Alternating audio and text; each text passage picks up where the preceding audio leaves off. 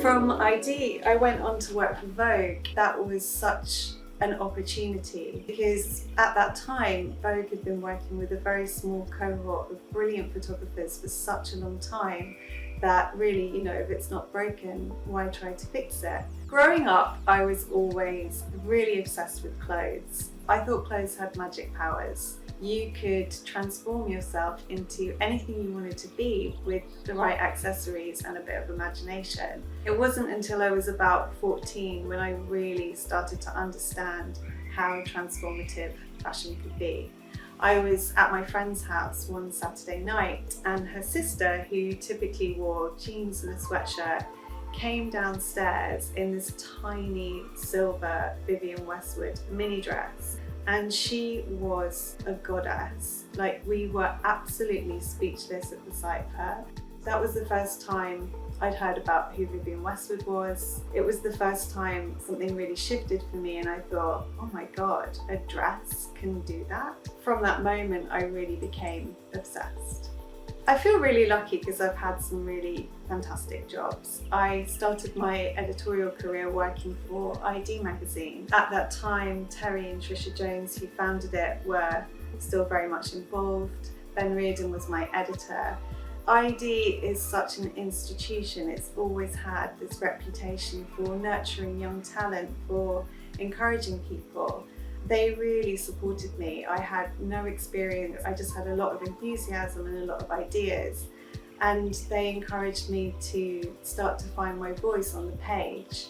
Really, my period working for them was so formative. The people that I worked with have become my friends and basically ID family for life. It's still my favourite magazine to this day. I was working with Jamie Parman. She really supported me and helped me push a new generation of photographers into the Vogue pages. We were working with people like Tyrone LeBon, Harley Weir, Angelo Panetta, Colin Dodgson, and it felt super exciting to be able to introduce a generation of photographers that I resonated with to the Vogue audience. I co-founded print publication in 2016 with my good friend and brilliant art director Christopher Simmonds. Chris and I have both grown up working in magazines, and I think we both had an itch to kind of imagine what it would be like if we made something ourselves. We really had an ambition to challenge what you could do with print. Our goal was to create something optimistic, something beautiful, and really let the image dictate what we did with it. It was super important for us. We worked with so many brilliant collaborators, and we always say, like, print is a cooperative project. Without the support of people like David Sims and Alasdair McLellan, Zoe Ghertner, we wouldn't have been able to do what we've done. Every issue we've kind of pushed the boundaries more and more of what we can do with it. We started off with posters and badges, and it kind of escalated. We've just really sort of enjoyed constantly challenging how we can present the work to make sure it lives beyond the season, it kind of transcends trends. I have been working with the designer Nensi Dojaka since she graduated from St. Martin's. It really has been like such a great privilege to be able to work with such an incredible talent. Nensi started with 12 dresses, and it's gone on in such a short period of time to become something that's really like a force in the industry. She's got such influence, and she continues to sort of amaze me and inspire me with what she's capable of season after season. Her clothes really look so good on everybody, and I've really loved being part of the journey with her. There is a huge female force in the fashion industry. It's an industry that is modelled in women. Women are the biggest consumers of luxury fashion. Women make our clothes. The majority of garment workers are women. So I feel as an industry, we have a big responsibility to be really mindful, not just of what we are saying, but what we're not saying with our creative output. Like how we represent women on the catwalk, how we represent women on the pages of magazines. Because even if people aren't actively considering themselves involved in fashion, the images travel everywhere, and we're living at a time where we're so immersed in social media and culture that even if you're not listening, the message is still being heard.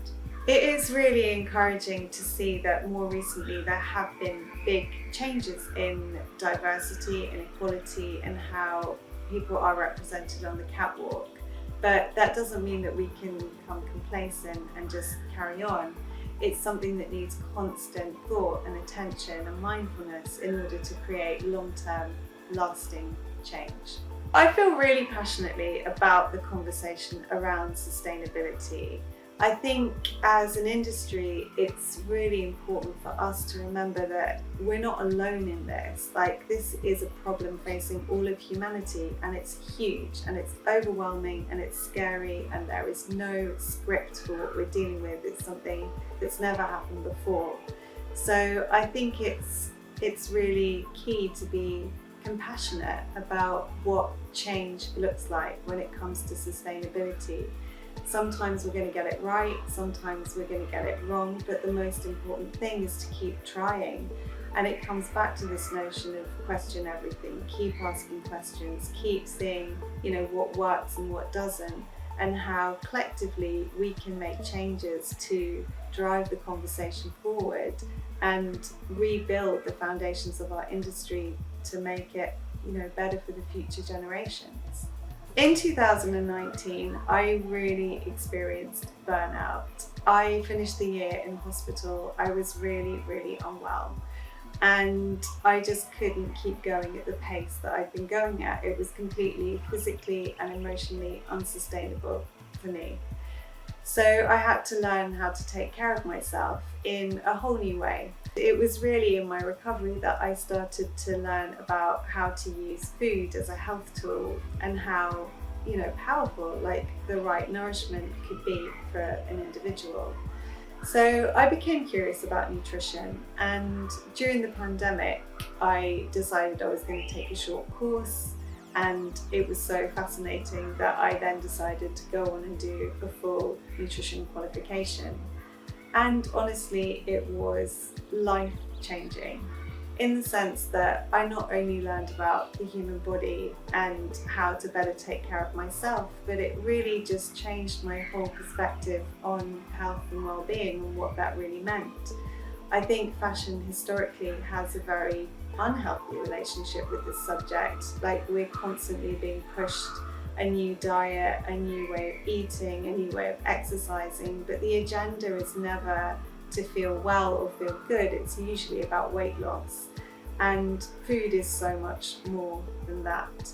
I think it's a way that people can empower themselves and take care of themselves every single day. It's something that we have access to, it's something that we are in control of.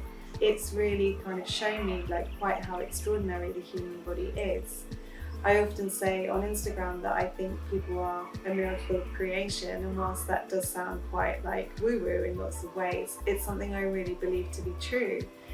It's your body is working for you all day, every day, to keep you well, to keep you alive, to keep you thriving, and that is the only agenda, and it's a really, really incredible thing.